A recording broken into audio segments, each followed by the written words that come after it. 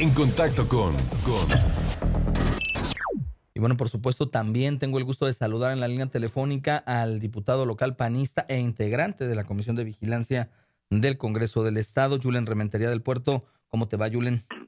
¿Qué tal, Luis? Muy buenas tardes, muy gusto saludarte y por supuesto saludar a todo tu amable auditorio. Oye, volvemos a dar cuenta una vez más, año con año, pareciera que no aprenden los políticos que se dedican pues a este ejercicio. Algunos son ya profesionales, otros inician por primera vez una gestión al frente de un municipio. Tú fuiste alcalde de Veracruz y bueno, tienes ya experiencia legislativa de muchos años. Te pregunto por qué de nueva cuenta encontramos que se roban el dinero de los veracruzanos, porque literal, ¿no? 453 millones de pesos de los veracruzanos no aparecen por ningún lado.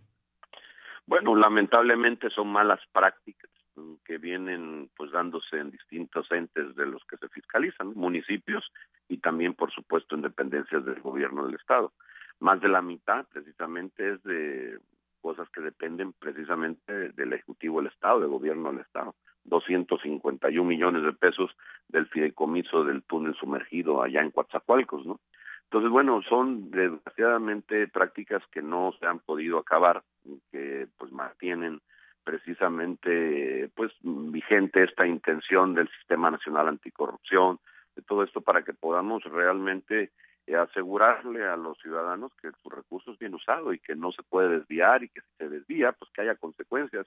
Aquí lo complicado, además de lo que mencionas, y me parece que también es parte de la razón por la que sucede, Luis, es porque pasan muchos años para que esto pueda sancionarse, pueda llegar a empezar a tratar de corregirse. Estamos hablando de esta cantidad, 453 millones de pesos, pero de 2013, hace 2 años prácticamente, y apenas van a empezar las denuncias, porque lo que esto significa es la determinación de esa cantidad que ya no se pudo comprobar en definitiva.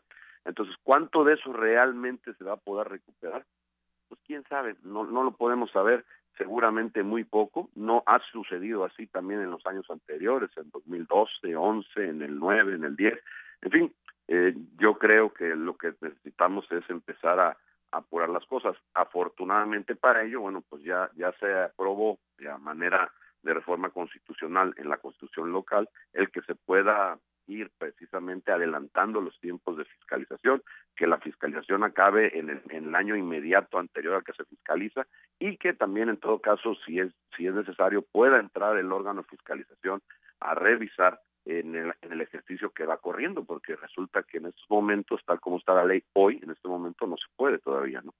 Entonces, bueno, esta es la conclusión de la revisión de la cuenta pública de la administración anterior, de las administraciones municipales anteriores, y bueno, Sí. se siguen observando estos hechos también. Como bien apuntas, una vez más sale observado este túnel sumergido que más que un túnel sería pues el monumento a la ignominia, ¿no? Un monumento o una obra que lleva pues más de 10 años, más de 3 administraciones, nadie la ha podido ver ni la ha podido utilizar y siguen apareciendo faltantes ahí, ¿no?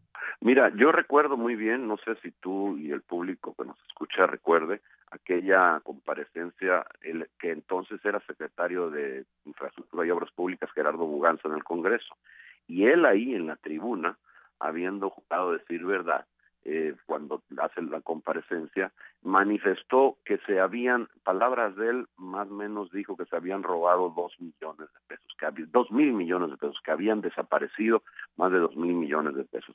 Entonces, la verdad es que estamos ante un fraude ahí descomunal y que nadie lo atiende. No lo dijo un panista, no lo dije yo, no lo dijo alguien de la oposición, lo dijo el que entonces era el funcionario responsable de esa área, y él reconoce ante el público, en el Congreso, cuando había prensa, cuando todo es totalmente conocido este hecho, y no ha pasado nada.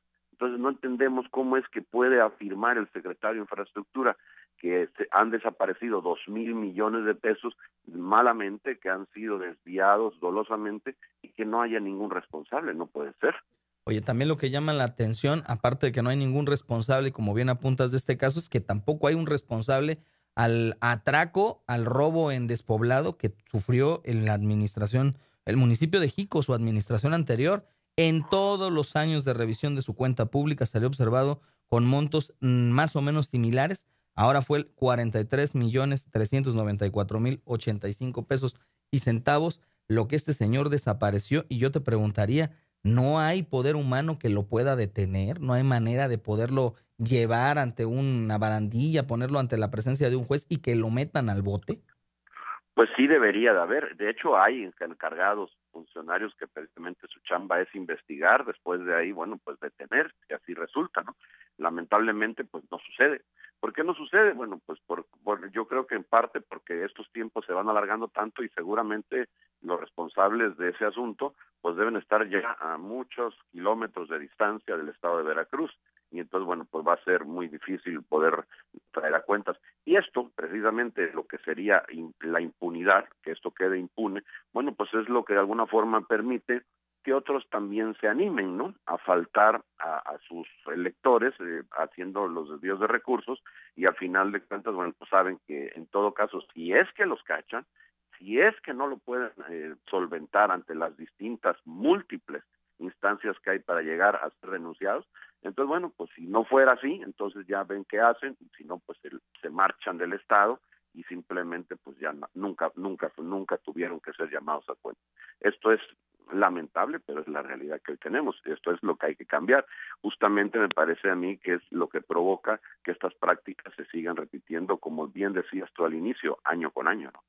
De estos 23 municipios que resultaron observados y que, bueno, se presume un desfalco a la cuenta pública, te preguntaría cuántos pertenecen al Partido Acción Nacional o pertenecían al Partido Acción Nacional, sin aras de buscarle ningún tipo de carácter partidista, no simplemente para documentar que también, pues, no es solo un problema que se presente en administraciones priistas, en administraciones del PAN o del PRD o de Movimiento Ciudadano.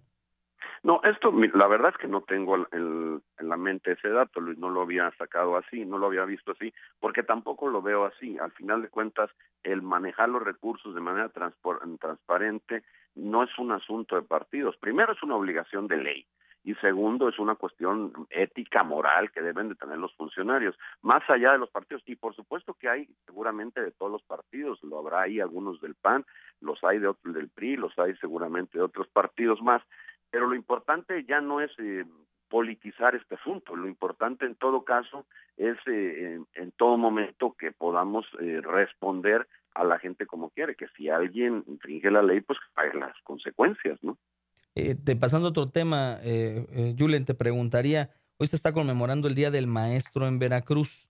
Dice el secretario de Educación en Veracruz, nos los dijo a estos micrófonos, que bueno, pues se va a sancionar a los profesores por haber faltado el día de ayer a clases porque no estaba contenido dentro del calendario.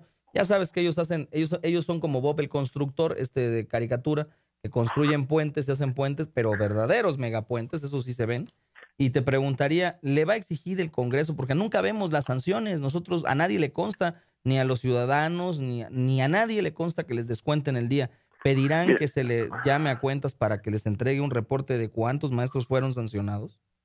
Mira, yo creo que eso es lo mínimo que se tiene que hacer. Lamentablemente, yo como tú dices, me parece a mí que no hay antecedentes de que les descuenten, además, con justicia, ¿no?, a los maestros, a quien no trabajó, a cualquier persona que nos escucha que labora en cualquiera que sea su oficio, si falta un día, pues se lo descuentan, ¿no? Aquí lo lógico es que así fuera. Lamentablemente, no creo que haya ocurrido un antecedente de esa naturaleza y me parece a mí que en esta ocasión es más una declaración del secretario por tratar de quedar bien que una verdadera intención de hacer esos descuentos. Y sobre todo cuando estamos en las fechas en las que estamos, frente a una elección y sabemos, bueno, cómo se las gastan de repente, pues los funcionarios que están en el gobierno, pues tratando de hacer favores para cobrar facturas políticas próximamente, ¿no? Me parece a mí que es indispensable, como bien dices tú, hacer el llamado, ya que él mismo ha dicho que tiene el compromiso, bueno, pues que nos pase la lista de a qué maestros y, bueno, cuál fue el descuento que se otorgó o que se hizo, perdón.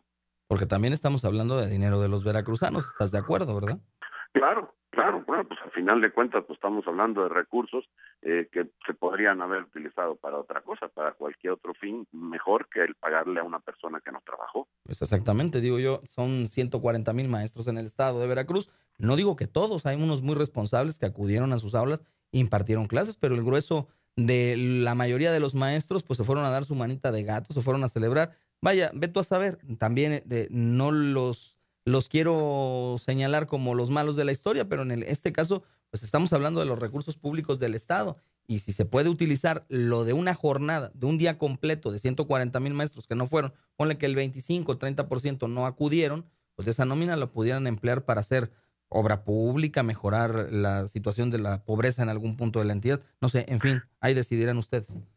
Sí, la verdad que sí, Luis, o sea, y es importante lo que dices, ¿no? Hay que señalar que hay personas en el magisterio que, bueno, merecen todo nuestro respeto, que son muy responsables, que hacen realmente su labor de manera digna, cumplida y, bueno, por supuesto, como dije, responsable.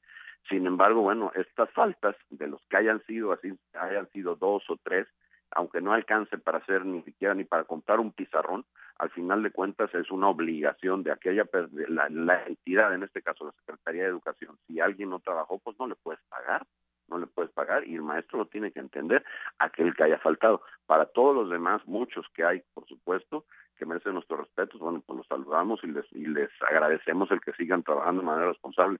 A los que no, bueno, pues lamentablemente ahí están las instancias que tienen que actuar. Pues te agradezco, Julián Rementería del Puerto, diputado local panista e integrante de la Comisión de Vigilancia del Congreso del Estado, por tomar el teléfono y platicar también de este tema importante que pues tiene cierta reflexión, nos llama a la reflexión en el Día del Maestro, cuando reconocemos, como dices, el esfuerzo, pero hay algunos otros que también pues sí se pasan, como dicen, de rosca. Gracias. Gracias a ti, Luis, un saludo a